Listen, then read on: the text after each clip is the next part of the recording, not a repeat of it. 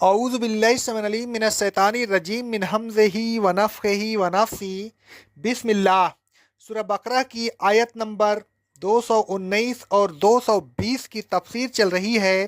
عبداللہ بن عباس رضی اللہ تعالیٰ عنہ فرماتے ہیں، رواہ احمد کی حدیث ہے سند صحیح سے، جب یہ آیت نازل ہوئی وَلَا تَقْرَبُوا مَالَ الْيَتِيمِ إِلَّا بِالَّتِي هِيَ أَحْسَنُ، سورہ انعام کی آیت نمبر 153، یتیم کے مال کے قریب نہ جاؤ مگر احسن طریقے سے، تو لوگوں نے یتیموں کے مالوں کو علیحدہ کر دیا یہاں تک کہ کھانا خراب ہونے لگا اور گوشت سڑنے لگا۔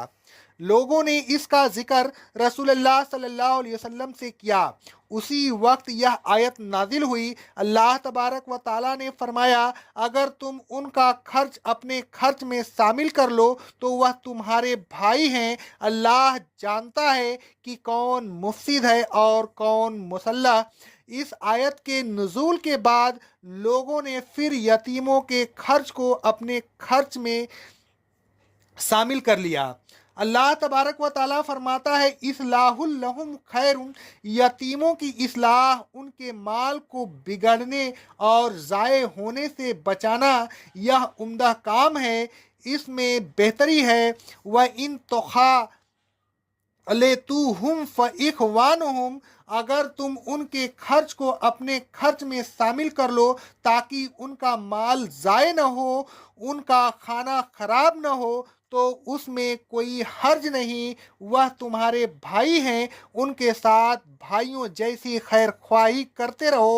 ان کے خرچ کو اپنے خرچ کے ساتھ ملانے سے یہ فائدہ ہوگا کہ اول تو مشترکہ کھانا بچے گا نہیں، اور اگر بچے گا اور خراب ہوگا تو یتیموں کے حصہ میں نقصان کا ایک جز آئے گا، اور اس طرح نسبتاً ان کا نقصان بہت کم ہوگا۔ واللہ یعلم المفسد من المصلح، اللہ تبارک و تعالیٰ کو تو تمہاری نیتوں کا علم ہے، وہ خوب جانتا ہے کہ کون ان کے حق میں بگاڑ کی نیت رکھتا ہے اور کون ان کے حق میں اصلاح اور خیر خواہی کی نیت رکھتا ہے۔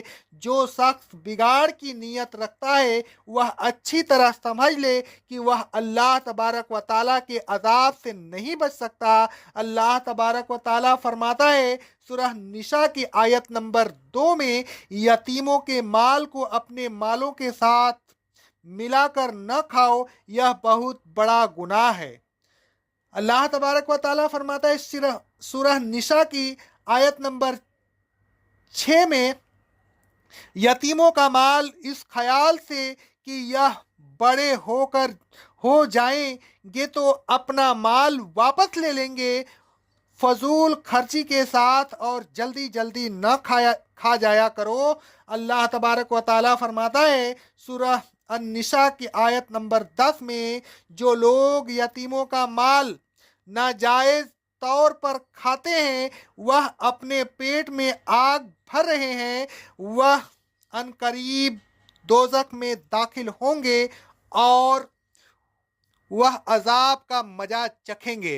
پھر اللہ تبارک و تعالیٰ نے فرمایا کہ اللہ تبارک و تعالیٰ نے یتیموں کے خرچ کو اپنے خرچ میں شامل کرنے کا اجازت دے کر تم پر بڑا احسان کیا، تمہیں خرچ کو علیحدہ علیحدہ رکھنے کی تکلیف سے بچا لیا۔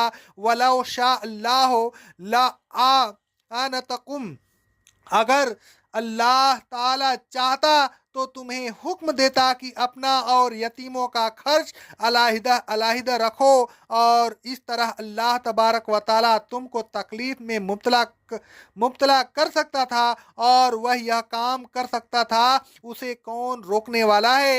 وہ عزیز ہے اور غالب علی امرہ، سورہ یوسف کی آیت نمبر 21 میں، اپنے کام پر غالب ہے لیکن وہ اپنے بندوں پر آسانی چاہتا ہے، جیسا کہ اللہ تبارک و تعالیٰ فرماتا ہے سورہ بقرہ کی آیت نمبر 185 میں، اللہ تم پر آسانی چاہتا ہے، وہ تمہیں مشکل میں ڈالنا نہیں چاہتا۔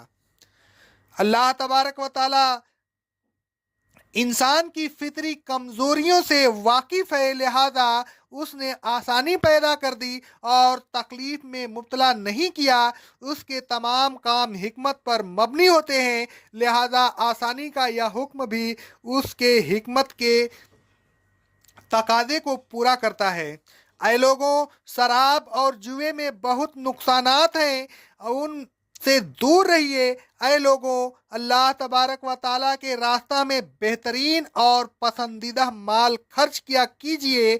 اے لوگوں، آپ یتیموں کے مال کو اپنے مال کے ساتھ شامل کر سکتے ہیں، لیکن خیر خواہی کے نیت سے، بری نیت سے شامل نہ کیجیے۔ اللہ تبارک و تعالی ہمیں ان باتوں پر عمل کرنے کی توفیق عطا فرمائے۔ اقول قولی ھذا، استغفر اللہ، استغفر اللہ، استغفر اللہ۔